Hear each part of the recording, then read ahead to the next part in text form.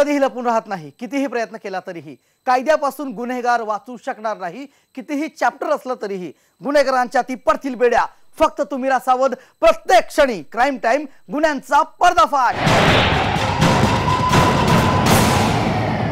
काळ्या पैशाला हद्दपार करण्यासाठी पंतप्रधान नरेंद्र मोदींनी निर्णय घेतला, तो 1000 आणि 500च्या नोटाबंदीचा।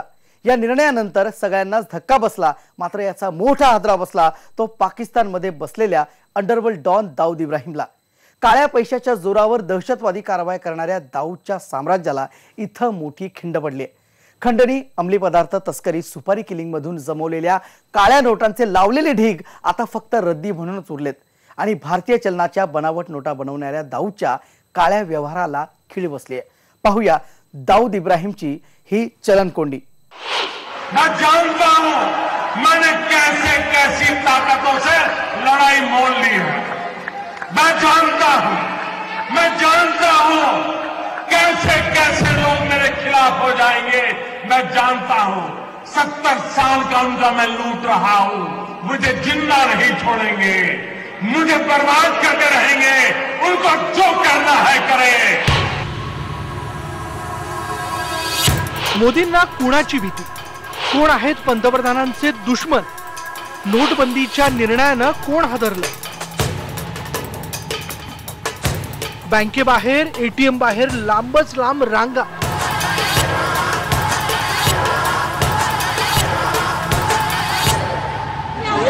ये देखिए कैसे खड़ी है वो, चला जाता नहीं है पालू से। पैशांसाठी लोकांचा आक्रोश होतोय। क्या करें, हमारे पास पैसा खर्चने के लिए एक पैसा नहीं, इतने पैसे लेके हम बैठे हैं। काले धन इनके पास है क्या? पेशेंट है, कल बर्थडे है इसका, 1 रुपया नहीं है इसके पास। हा त्रास काही दिवसांचा। कैसे नोट क्या करेंगे हम इसको?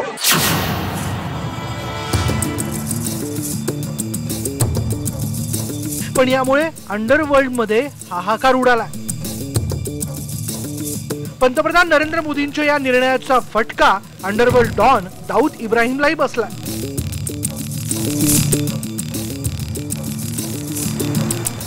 खंडणी, अंमली पदार्थ तस्करी, सुपारी किलिंग मधून जमवलेल्या काळ्या नोटांचे लावलेले ढीग आता फक्त रद्दी म्हणूनच उरलेत। त्या डी गँगचा मुख्य धंदा म्हणजे बनावट नोटा छपाई।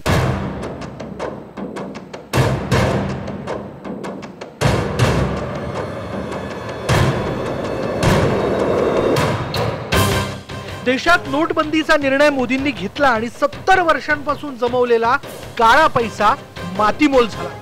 या माओवादी आणि भ्रष्ट कुबेरांसह पाकिस्तानमध्ये बसलेल्या दाऊदच्या पायाखालची जमीन सरकली।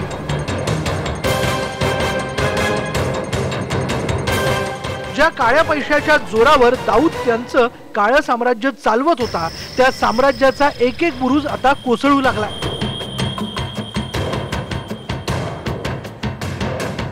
या दाऊदच्या काळ्या साम्राज्याचे बुरुज ढासळले।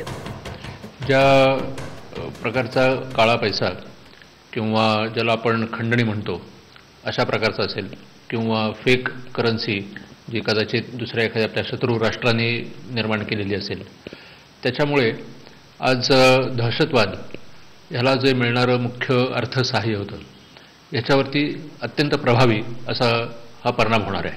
दहशतवादी संघटनांचं कंबरड मोडलंय। या निर्णयानं नेमका कसा हादरा बसणार आहे? 500, 1000च्या नोटा रद्द झाल्यानं दाऊदच्या व्यवहाराला खीळ बसली आहे। अंमली पदार्थ खरेदी विक्री बंद झाली आहे। अब्जावधी बनावट नोटांची रद्दी झाली आहे। बेकायदा शस्त्र तस्करीत डी गँगला कोट्यवधींचं नुकसान सोसावं लागतंय। नोटबंदीमुळे डी गँगला खंडणी मिळणं आता कठीण झालंय। दाऊदची चारही बाजूनं या निर्णयामुळे कोंडी झाली आहे। भारतावर दहशतवादी हल्ले करणाऱ्यांचे या निर्णयानं चांगलेच धाबे दणाणले। याच दहशतवादी संघटना दाऊद मार्फत बनावट आणि काळ्या पैशांचा व्यवहार करून कोट्यवधी रुपयांचं फंडिंग मिळवत होत्या। या फंडिंगसाठी 500 आणि 1000च्या नोटांचाच वापर केला जायचा।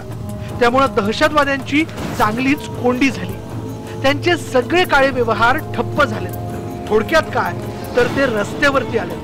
त्यामुळे आता पैशांच्या जोरावर चालणाऱ्या या दहशतवादी संघटना आणि दाऊद यांच्यात पैशांसाठीच खटके उडायला सुरुवात झालेली आहे। देशाबाहेरच नाही तर देशांतर्गतही गुन्हा घडवण्यासाठी काळ्या पैशांचा वापर होतो। त्यात माओवादी चळवळीत हजारो कोटींचा काळा पैसा वापरण्यात येतो। पण हे ऐकल्यावर साहजिकच हा प्रश्न पडतो की घनदाट जंगलात लपून राहणाऱ्या माओवाद्यांकडे पैसा येतो तरी कुठून? हा पैसा ते कुठे ठेवतात? आता तर नोटबंदीच्या निर्णयानं माओवाद्यांनी साठवलेल्या काळ्या पैशांना मोठा हादरा बसलाय। परिणामी माओवाद्यांची अर्थव्यवस्था कोलमडून पडण्याची दाट शक्यता आहे। माओवाद्यांची राजधानी अबुझमाडचं दंडकारण्य।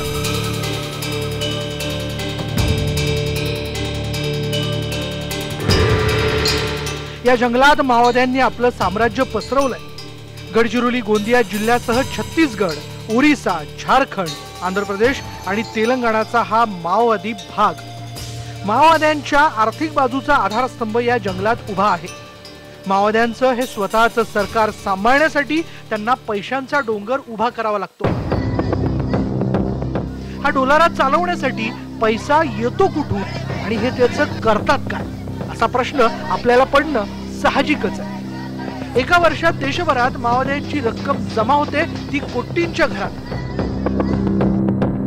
त्यामुळे अर्थातच प्रश्न उभा राहतो की माओवाद्यांकडे हा पैसा येतो कसा? तेंदूपत्ता, पेपर मिल, बांधकाम कंत्राटदारांकडून माओवादी खंडणी वसूल करतात। बस्तर आणि झारखंड मधल्या खाण मालकांकडून ही खंडणी घेतली जाते। वर्षभरातून त्यांच्याकडून अंदाजे 100 कोटींची खंडणी गोळा होते। तर अशा मार्गाने येणाऱ्या रकमा 1000 कोटींच्याही पुढे जातात। पहले एक जमाने में सिद्धांत इन लोगों में रहता था, तो ये लोग स्थानीय आदिवासियों को हत्याएं करके, व्यापारियों को, ठेकेदारों को डरा धमका के पैसा उगाही करते रहता है। हमारी आईबी का रिपोर्ट्स एवं सीक्रेट एजेंसीज का रिपोर्ट और बहुत सारे सर्वेस जो नेट में अवेलेबल है और कई स्टडी ग्रुप्स ये स्टडी करते रहते हैं, इन सब के रिपोर्ट्स के हिसाब से कम सालाना 1100 करोड़ के आसपास माओवादी उगाही करते हैं। हाँ, और चूंकि माओवादियों का हेडक्वार्टर या मेन मुख्य डेंस बस्तर में ही है, हम ये अपेक्षा कर सकते हैं कम से कम 75% इस उगाही किया हुआ पैसा यही ये लोग गाड़ के रखे होंगे अबुझमाड़ या दंडकारण्य में। हम सभी लोग बैठ के एक इसको स्टडी किए थे, तो हमारे अंदाज से कम 7500 करोड़ के आसपास ये लोग गाड़ के रखे होंगे, जो अभी नया गवर्नमेंट के नई पॉलिसी की वजह से उपयोग उसको नहीं कर पाएंगे। माओवादी इस पैसे से हथियार खरीदते थे, गोला बारूद खरीदते थे, एमिनेशन खरीदते थे और उनकी डेली मेंटेनेंस के लिए खर्च करते थे। बट अधिकतर इस पैसे का हिस्सा माओवादी समर्थित एनजीओस को, माओवादी समर्थित फ्रंटल ऑर्गेनाइजेशंस को और उनके ओवरग्राउंड वर्कर्स को जाता था।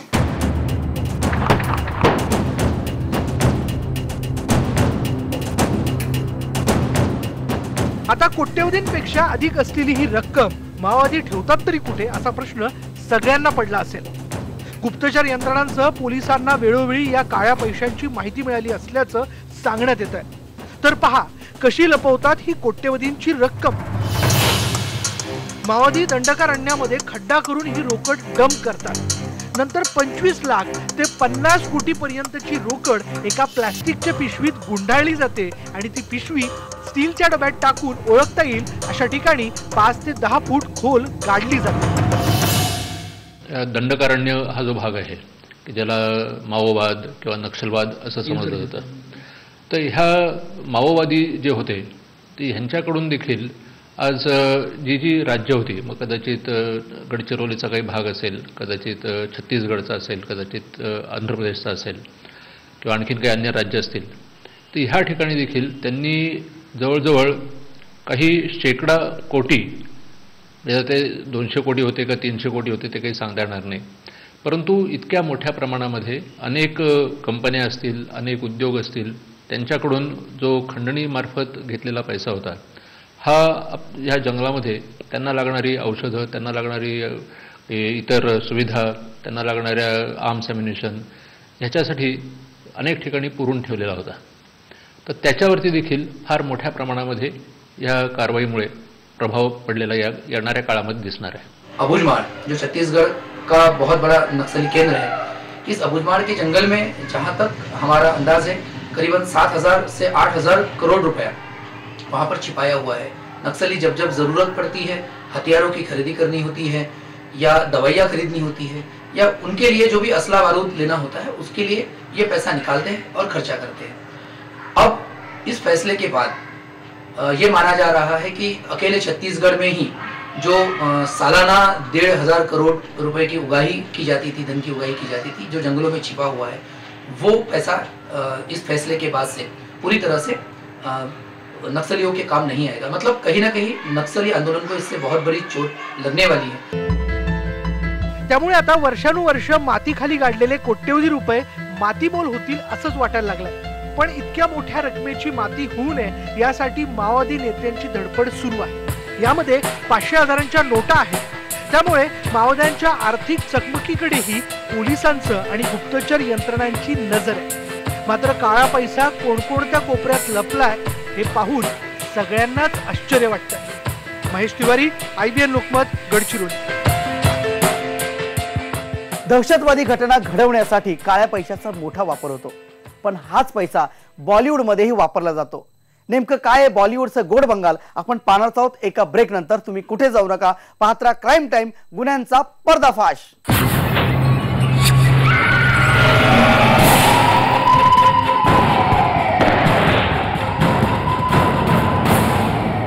अंडरवर्ल्ड आणि माओवादी या दोघांनाही नोटाबंदीच्या निर्णयानं जबरदस्त हादरा बसलाय. हाती असलेल्या नोटा रद्दी होऊ नये म्हणून यासाठी प्रत्येकाची धावपळ सुरू झाली आहे. त्यात आणखी एका प्रकारानं खळबळ उडवली आहे. बघा ना, भारतात गायक कलाकार म्हणून यायचं आणि चाहत्यांची वाहवा मिळवायची, त्यांच्या जीवावर आर्थिक समृद्धी प्राप्त करायची आणि मग तोच पैसा कर चुकवून पाकिस्तानमध्ये नेण्याचा प्रकार करायचा. हो, खरं आहे. आणि हे केलंय पाकिस्तानचा थोर गायक राहत फतेह अली खाननं. दिल तो बच्चा है जी, थोडा कच्चा है जी. गाण्यातल्या बोलाप्रमाणे याचं मनही तेवढंच साफ असायला हवं होतं.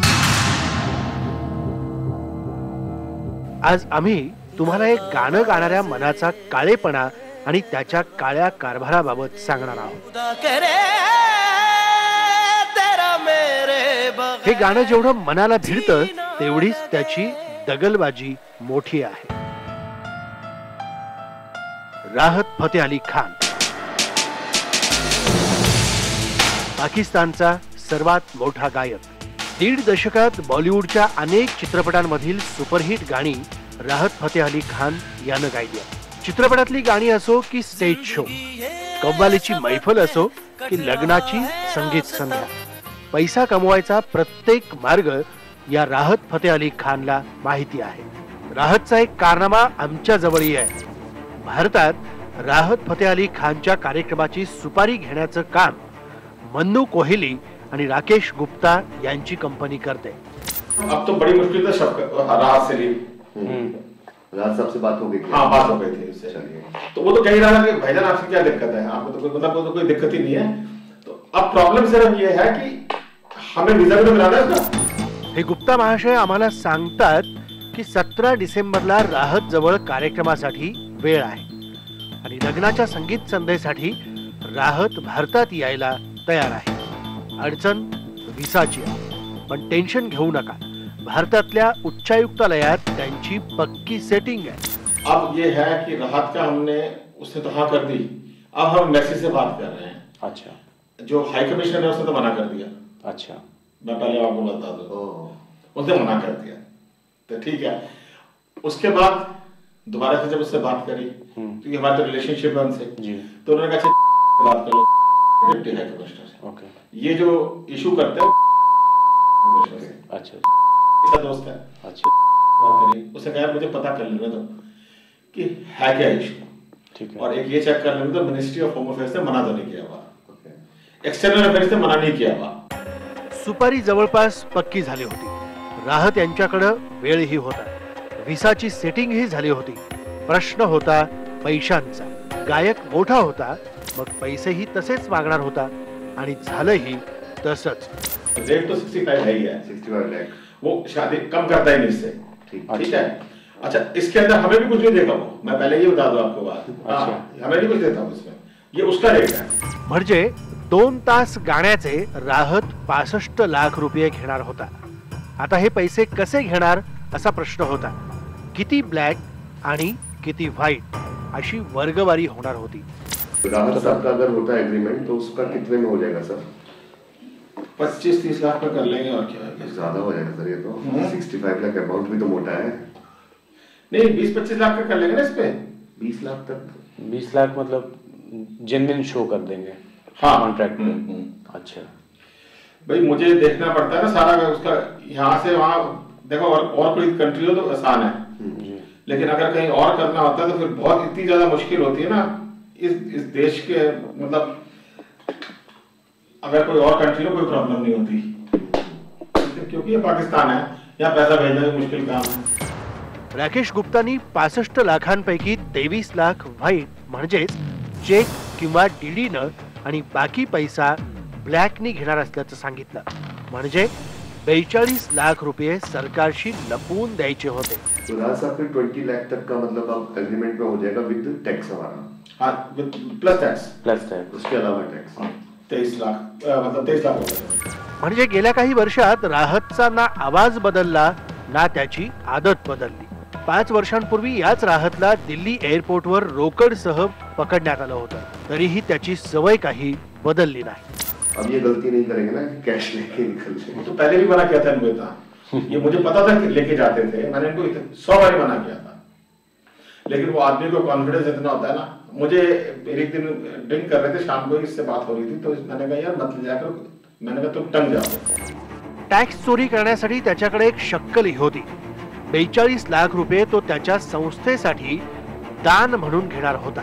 म्हणजे तो पैसा सरळ राहतच्याच खिशात जाणार होता.